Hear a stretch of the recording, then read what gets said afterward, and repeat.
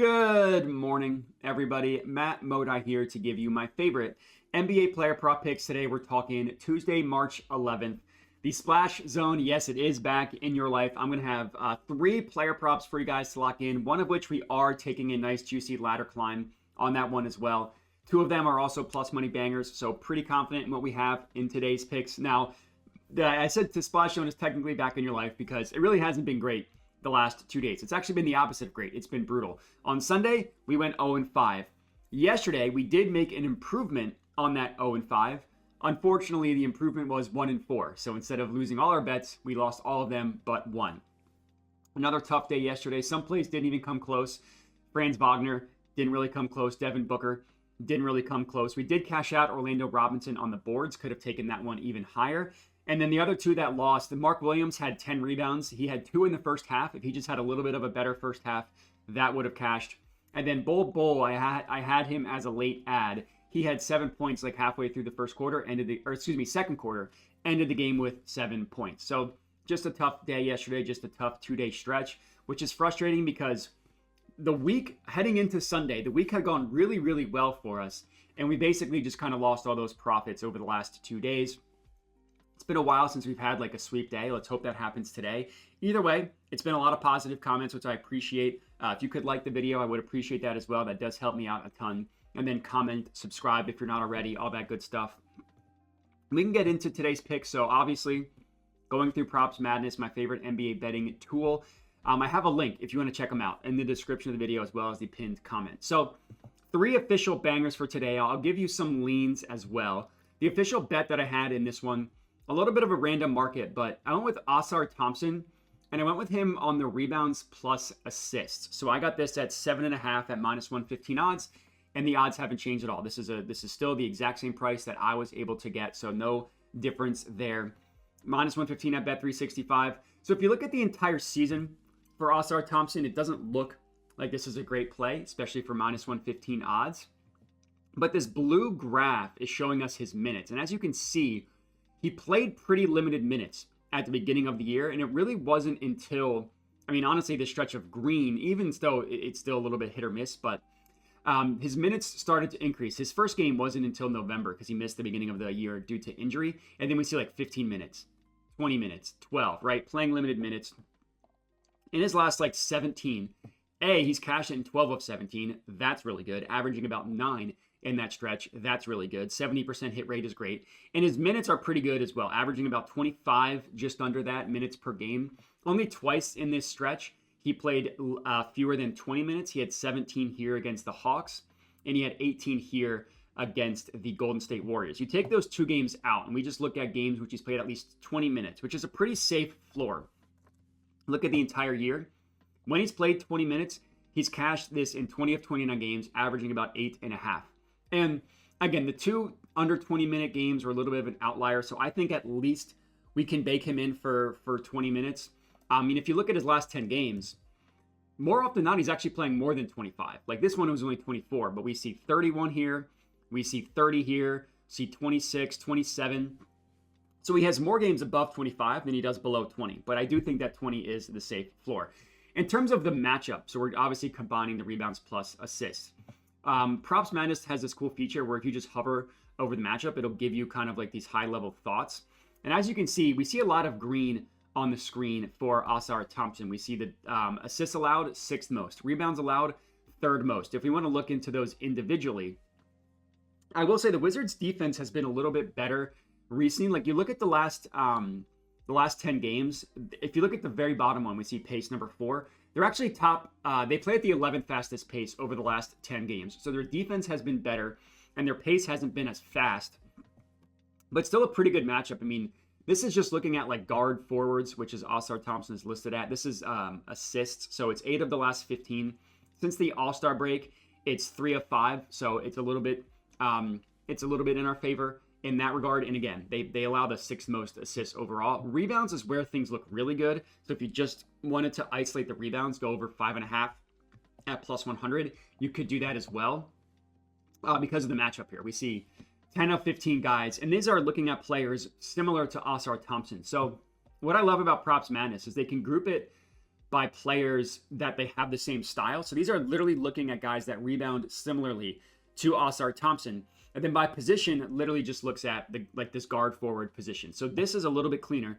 If you look at it by props madness, 10 of 15, 67% to the over.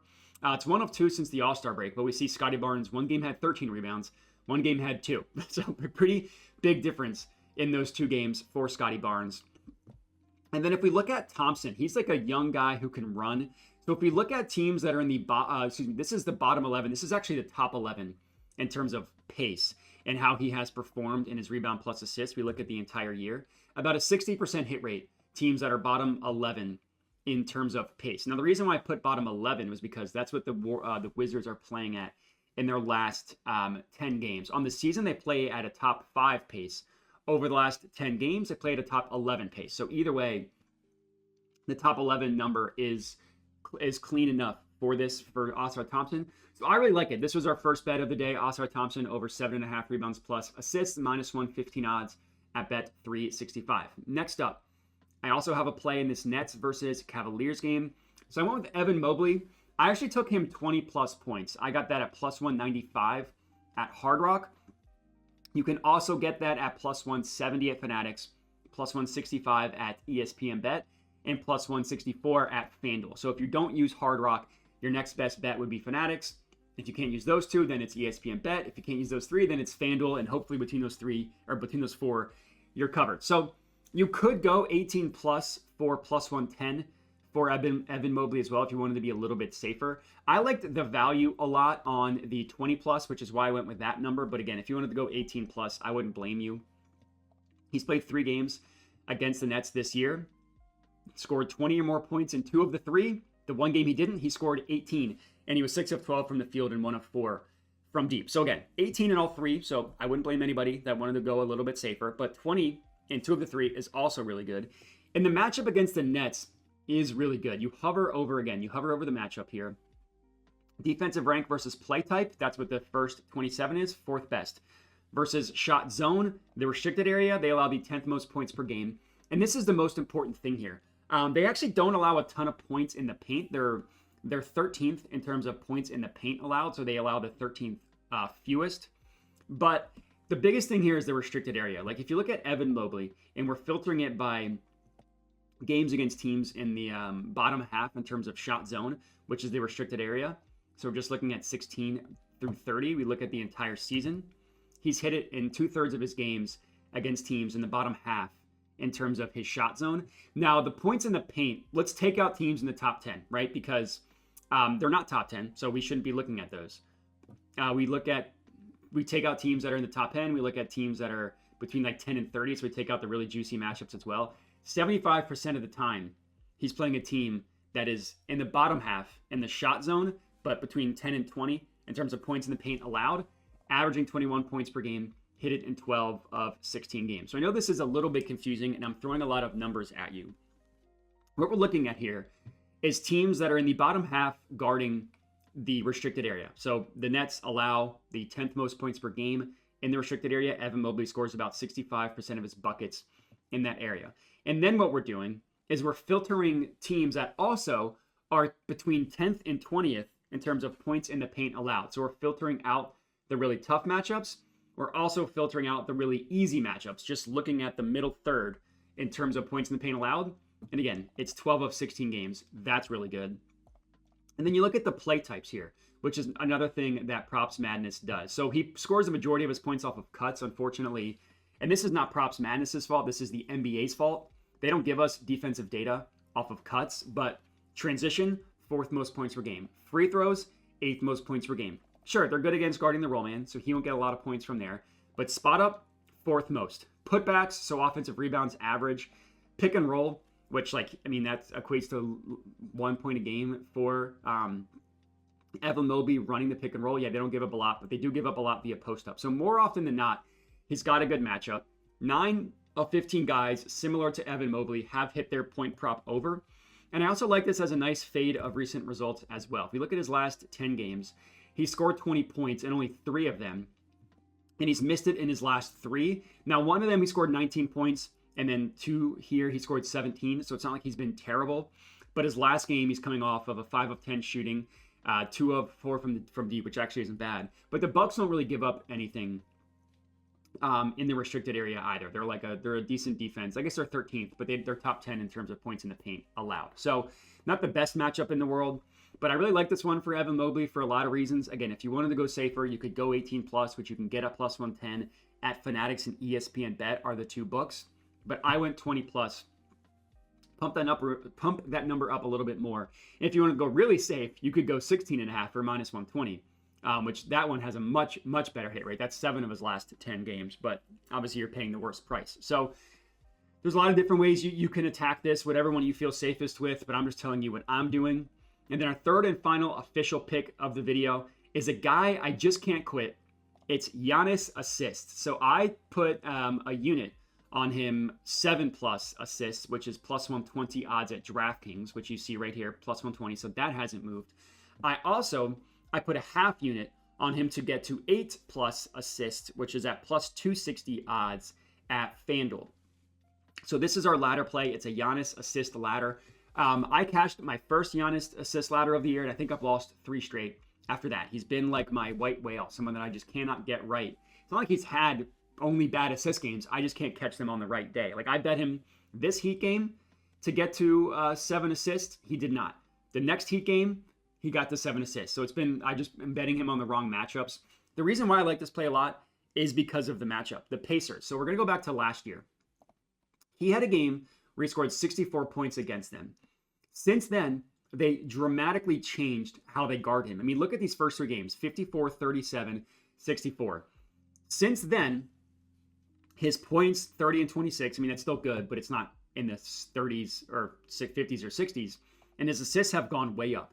11 assists on 17 potential assists, 8 assists on 15 potential assists. And then we go to this year. 2 matchups against the Pacers, 11 assists on 16 potentials. And then he only had 5 in this game, but he had 13 potential assists. And just to put that into context for you guys, let's look at every single game this year where he's had 13 potential assists. It's happened 15 times.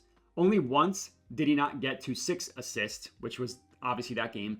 And only twice did he not get to 7 assists, another game against the Celtics. So this isn't me telling you his floor is 13 assists. This is me telling you last time he got 13 assists was the only time this was the lowest number he's ever had in a game this season with 5. He's averaging like 9 a game. He's hit the 8 number in 10 of 16 games, the 7 number in 14 of 16. And this is all about just the way they play Giannis. Like they let him cook them in the restricted area. They let him cook them in the restricted area last year. They're not doing that anymore. So they're walling him off and they're making him beat them from an assist perspective. And he's more often than not, he's done it. And looking at the matchup, it's decently good. 6 of 11 players with his playmaking style have hit the over. Now, the beginning of the year was awesome. It was 5 of the first 6. Since then, it's been a little bit more hit or miss. But like 5 on over under a 5.5, 4 on over under a 4.5, 5 on over under a 5.5. So yeah, they're not smoking the over like they were at the beginning of the year, but it's not like they're just shutting everybody down either. If you look at by position, Giannis plays a weird position, the forward center. It's 3 of 6, but it's these 2 straight. But like these aren't really that helpful because none of them really play make like Giannis. So the by position isn't really helpful. The by props madness is a little bit better. I also like this fade of recent results. We look at his last 10 games. He had hit 7 or more assists. He had it in a 4 or 5 game stretch, and now he's missed it in 3 straight. Now his potentials aren't amazing in this stretch, like 3 of 9. We obviously are hoping for more than 9. 4 assists, and they don't have potentials. For whatever reason, there's no player tracking for this game, or for this entire day, March 8th. I don't know what happened. And then only 4 this last game against the Mavericks. So that's not great. But before that, 10 assists on 17, 9 on 15, 7 on 10. So we're hoping for a little bit more than 10. Rockets are a tough matchup. Like if you look at assists allowed, the Rockets are literally number 2. They allow the second fewest assists. And then the Heat, 7 on 12. And Giannis has been good in these plus matchups. Like the Pacers aren't an amazing matchup. They're average. So if we just look at teams that are in like 10 through 20, kind of do the same thing we did for Evan Mobley, his hit rate is better on the year than it is for the other ones. Like a little bit less than half the time he's getting 7 assists. But if you look at the entire season, obviously his assist average does go up. So it's not amazing, but it is better in these average matchups. And like I said, the Pacers just play him way differently. So I really like this one. Giannis assist ladder. That is our third and final official play. I did have a couple leans for you guys as well. In this Wizards-Pistons game, I was heavily debating Cade assists.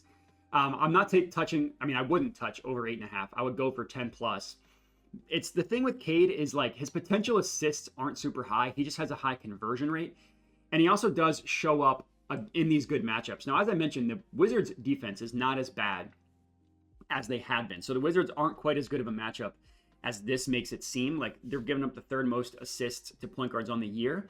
Over the last 30 days, it depends what source you look at. One source still has them as third most. The other one has them as like a top 10 in terms of allowing the top 10 fewest. But if you look at Cade, if you look at him against teams in the bottom half in terms of assists allowed, that hit rate goes up. It's 14 of 27 games. If you look at teams in the bottom 10 of 17. You look at opponent rank versus position. So this is how teams guard point guard assists specifically. The top half, 16 of 29 is pretty good. And then the top third, 11 of 19 is also pretty good. He did play the Wizards and he hit 10 assists on 14 potential assists. And like for him, 14 potential assists, like more often than not, he's getting 10. So normally I'd be a little bit scared off of someone only having 14, but he's done that in 44 games and he's hit the over in about 60% of the time. So if you wanted to go Cade assists, I wouldn't blame you. He's been scoring a lot more instead of playmaking, which is why you see his assists are down, but his scoring has been way up. Like it kind of flipped at the beginning of the year. It was all assists. Now it's mostly scoring. So if you think that's going to flip back after scoring well 4 straight games in a row, I wouldn't blame you.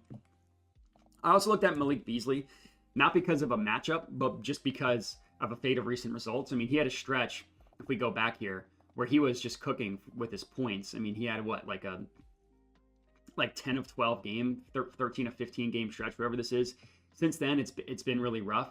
I mean, since that stretch, he scored over 16.5 in 4 of 11 games. In one game, I had him at 18 plus. He scored 17, so that was a bummer. He's a really streaky shooter, and the Wizards' defense is not amazing. Like they're versus his playmaking style, they're more often than not bad, but they're not like how they are in some, like pick and roll, handoff, and all that stuff. It's really just a fate of recent results. Expecting a streaky shooter to start shooting the other way. You want to go for his threes, you can get a pretty juiced over 3.5, or you can go 5 plus for pretty juicy odds. And then the other leans that I had were both in this Clippers-Pelicans game. Zubac rebounds, I was over 12.5. Now it's kind of jumped to 13.5, which is a really high number for good reason.